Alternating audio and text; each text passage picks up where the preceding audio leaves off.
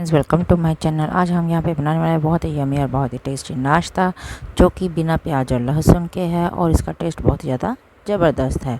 तो चलिए बनाना शुरू करते हैं। इसके लिए मैंने ली है ये ब्रेड। इसके हम 2 स्लाइस लेंगे, लेकिन पहले मैं एक ही ले रही हूँ। और अब हम लेंगे इसको, हमने एक ब्रेड के साथ नहीं 2 ब्रेड के साथ बना रही हूँ, ये तो मैं आपको बता ही चुकी हूँ। 2 ब्रेड ले लेंगे।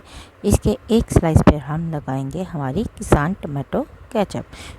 आप कोई भी लगा सकते हैं, आपके पास ये नहीं है, कि मेरी प्रीपेड वीडियो नहीं है, आपको जो भी पसंद है वो भी इस पर लगा सकते हैं। और दूसरी हम जो ब्रेड स्लाइस है उसके पे ऊपर हम लगाएंगे मेयोनीज़।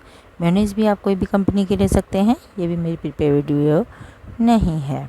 तो दोनों पर मैंने 1.5 स्पून के करीब मैंने रख लिया है। तो अब इसको हम पूरे का पूरा स्प्रेड कर लेंगे। ये बात याद रखनी है, पूरा स्प्रेड करना है, कॉर्नर छूटना नहीं चाहिए। पहले भी मैंने आपको बताया है, अगर कॉर्नर छूटेगा तो टेस्ट भी उतना नहीं आएगा, क्योंकि जब हम कॉर्नर का खाएंगे ना तो वहाँ पे टेस्ट बिल्कुल ही ख़त्म हो जाएगा। इसलिए कॉर्नर टू कॉर्नर इस तरह से, चाहे स्पून चाहे ब्रश, या फिर अगर आपके पास कुछ भी ना हो तो आप नाइफ़ से भी इसको स्प्रेड कर सकते हैं। फिर उसके बाद हमने लेना है पोटैटो। मैंने एक उबला हुआ आलू लिया है, जैसे कि आपको दिखाई दे रहा है। और ये देखिए, मैंने, आप ज़्यादा बनाना चाहते हो तो आप मल्टीप्लिकेशन करके जितने व्यक्तियों के लिए बनाना है वैसे आप कर सकते हो। तो मैं ये जैसे अभी अपने लिए ही बना रही हूँ।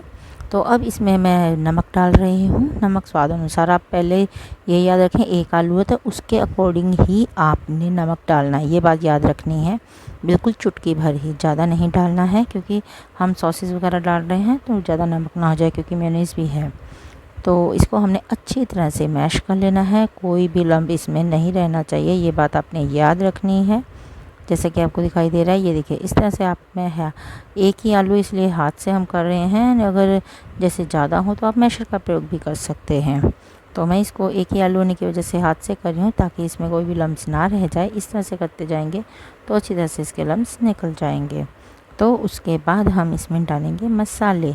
मसाला आप में कौन कौन सा हम डालेंगे, ज़्यादा भी नहीं डालेंगे। मिर्ची अपने स्वाद अनुसार, खाना चाहते हो खा लो, मतलब नहीं खाना चाहते तो आप स्किप कर सकते हो।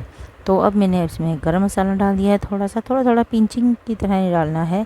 अमचूर डाला है इसमें, बिल्कुल थोड़ा थोड़ा, क्योंकि हम एक ही व्यक्ति के लिए बना रहे हैं। तो इसीलिए मैंने जो टमाटो केचप वाला साइड है उसके ऊपर हमने इसको अच्छी तरह से स्प्रेड कर देना है। ये देखिए इस तरह से हो गया ना हमारा, जैसे कि आपको दिखाई दे रहा है। ये बात याद रखनी, आपने जो है केचप वाले साइड लगाना है, मेयोनीज़ वाले साइड नहीं लगाना है। फिर हमने लिया है पनीर का स्लाइस, ये फ्रेश पनीर है, मेयोनीज़ चीज़ नहीं है, ये हमारा फ्रेश चीज़ है। तो ये देखिए, अब इसको हमने इसी तरह से कद्दूकस करके इसके ऊपर इस तरह से कर देना है, सारी का सारा। ये देखिए इस तरह से हमारा जो है नाश्ता बहुत ज़्यादा हेल्दी हो जाएगा। ब्रेकफास्ट हो या इवनिंग स्नैक्स हो, ये बहुत ही ज़्यादा ज़बरदस्त है। बच्चे बड़े इसको सब बहुत ज़्यादा खुश होकर खाते हैं, क्योंकि ये बहुत ही इजी बन जाता है और हमारे पास ये मोस्टली चीज़ें घर पर इजीली अवेलेबल होती है। हमें मार्केट से भी कुछ लाने की ज़रूरत ज़्यादातर नहीं होती है। तो इसीलिए इसको हमने, ये देखिए हमारा पनीर यूज़ कर रहे हैं। अगर आपके पास पनीर ना हो तो मेयोनीज़, जो मोज़रेला चीज़ हो, वो भी आप इसमें डाल सकते हो। बस इसको हमने तवा गरम कर लिया है। अब हम तवे पर थोड़ा सा घी लगा लेंगे, ये देखिए, ताकि ये जल ना जाए, क्योंकि नीचे घी नहीं लगेगा तो तवे के साथ जैसे ये ड्राई ड्राई होता है ना, तो इतने अच्छे कलर नहीं आएगा।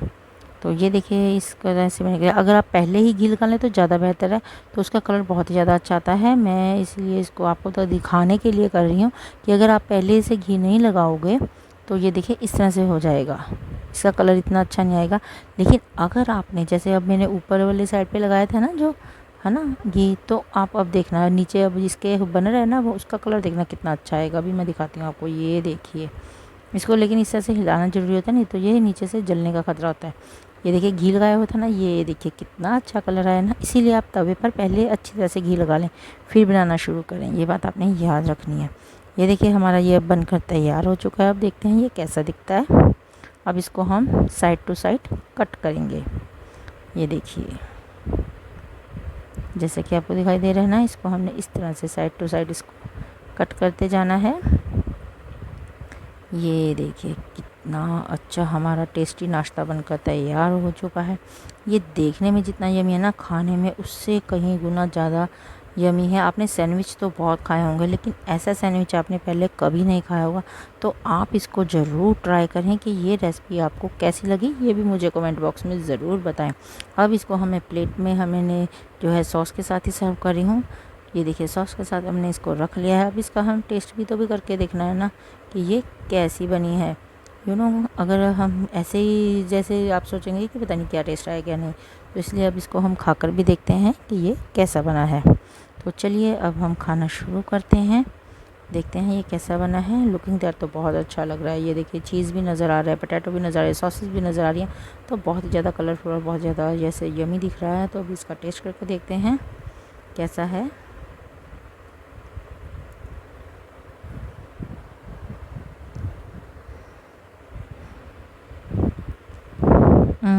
बहुत ही ज़्यादा बढ़िया। आप भी इसको ज़रूर ट्राई करें और मुझे भी कमेंट बॉक्स में ज़रूर बताएं कि आपको ये मेरी रेसिपी कैसी लगी। मेरी वीडियो को लाइक करें, शेयर करें और मेरे चैनल को सब्सक्राइब करना तो बिल्कुल ना भूलें। थैंक